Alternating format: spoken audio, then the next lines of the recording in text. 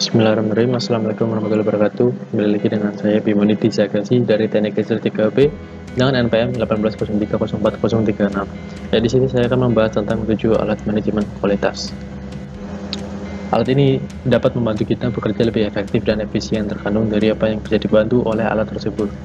Nah, dari penggunaan alat ini akan muncul sebuah data yang valid dan reliable. Selanjutnya untuk pengambilan keputusan atau langkah perbaikan. Nah, selanjutnya ada dalam konteks manajemen kualitas ini terinspirasi dari prajurit Jepang Benkei yang berkemampuan tinggi dalam menggunakan 7 jenis senjata dan loyal. Nah, 7 jenis senjata ini digunakan untuk menamai 7 alat manajemen kualitas ini. Terinspirasi ya. Nah, mengenal tentang quality di sini ada 2 alat yang berbeda.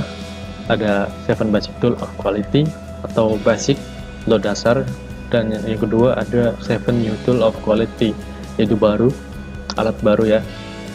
Sama-sama menentukan quality sama-sama. Nah, tapi di sini saya akan membahas lebih dasar mengenai 7 Basic Tools of Quality. Ya, alat dasar manajemen kualitas adalah alat bantu yang bermanfaat untuk memetakan nilai persoalan, menyusun data dalam diagram agar lebih mudah untuk dipahami, menelusuri berbagai kemungkinan penyebab persoalan, dan memperjelas kenyataan atau fenomena yang otentik dalam suatu persoalan.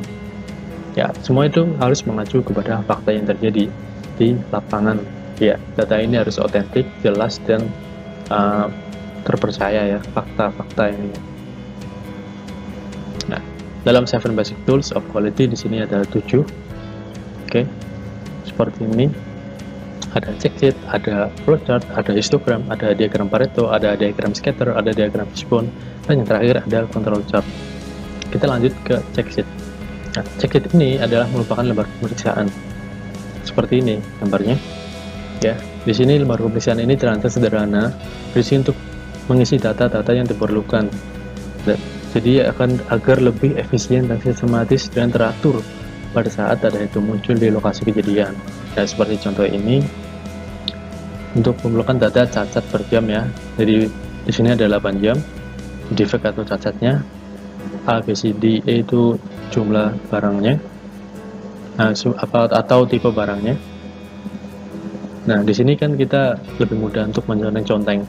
Misalkan barang A dalam sejam memiliki cacat 2, dalam 2 jam memiliki cacat 8, dalam 3 jam memiliki cacat 5, dalam 4 jam memiliki cacat 4. Nah, kita tinggal mencontengkan saja. Nah, yang kedua ada scatter diagram, ya, atau diagram mencar, adalah grafik yang menampilkan sepasang data numerik pada sistem koordinat kartesian. Nah, satu variabel pada masing-masing sumbu. Untuk melihat hubungan dari kedua variabel tersebut, jika kedua variabel tersebut berkorelasi, jadi koordinat akan jatuh di sepanjang garis atau kurva. Nah, seperti gambar di sini, tampak bahwa ada korelasi antara temperatur dan defect, di mana semakin tinggi temperatur, semakin rendah jumlah efek defect. Ini mungkin karena proses warm up atau mesin yang kurang. Ya, di sini temperatur mesin rendah, defeknya naik. Dan ketika temperatur mesin naik, defeknya akan semakin rendah. Ya, di sini ya. Jadi ini dikarenakan karena warm up mesin yang kurang atau pemanasan mesin yang kurang ya.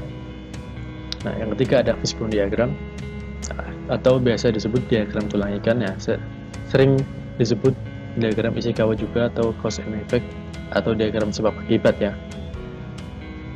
Nah, diagram ini menganalisis masalah tersebut melalui sesi brainstorming. Masalah akan dipecah menjadi sejumlah kategori yang berkaitan, mencakup manusia, material, mesin, prosedur, kebijakan, dan sebagainya. Setiap kategori mempunyai sebab-sebab yang perlu diuraikan melalui sesi brainstorming.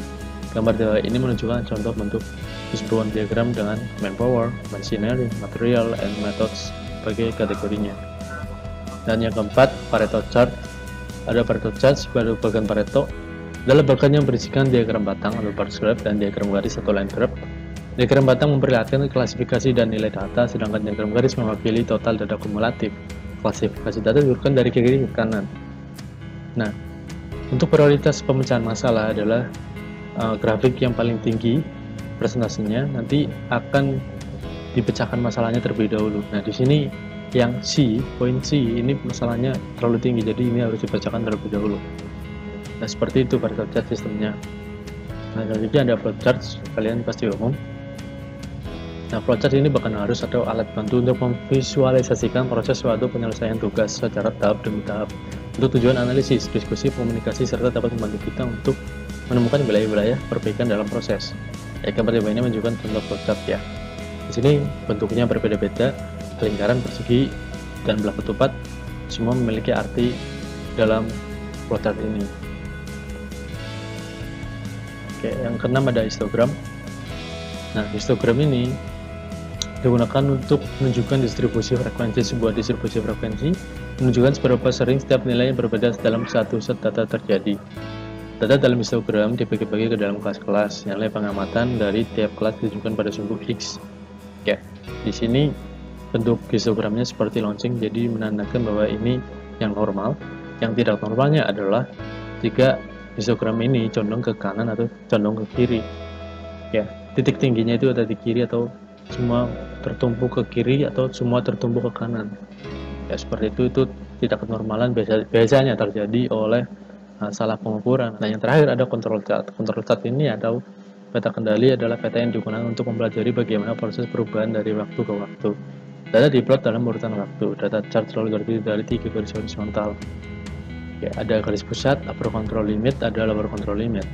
Garis yang ditentukan secara historis terkadang besarnya UCL dan LCL ditentukan oleh confidence interval dari kurva normal. Contoh flowchart di bawah ini ya masih dalam batasan karena tidak melewati upper control limit dan tidak melewati lower control limit. Seperti itu. Ketika ada yang melewati batas kendali, pasti ada faktor dari luar sistem yang mengganggu sistem ini. Sekian dari saya. Wassalamualaikum warahmatullahi wabarakatuh.